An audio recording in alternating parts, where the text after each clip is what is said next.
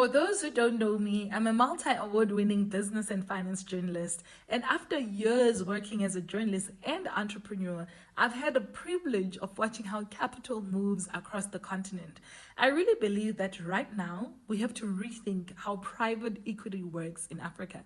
We've been borrowing, for example, models from the USA, from Asia, and trying to copy and paste them here.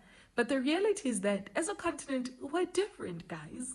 Our needs are different, our markets are different, and our opportunities on the continent are also different. Heck, we sound different, we look different, our cultures are different.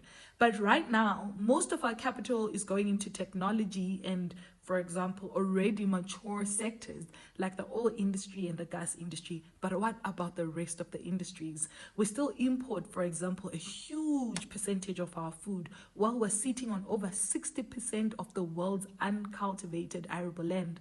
We've got healthcare systems that need rebuilding in Africa. If you've been sick, you know what I'm talking about.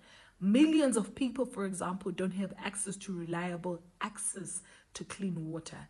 And our infrastructure gaps hold entire economies back. In fact, in Africa, we receive 5% of the global infrastructure investment, despite us as a continent hosting 18% of the world's population.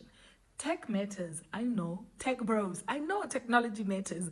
But what about the rest? We can't only use technology. It can only be our thing at play. We need to invest in solving real problems, urgent problems that we have on the continent, the kinds of problems that change our livelihoods, for example. But as a continent, we also have a branding problem. According to The Guardian, for example, I was reading an article this morning, negative stereotypes in international media cost Africa £3.2 billion every year in excessive interest rate payments. That's a lot.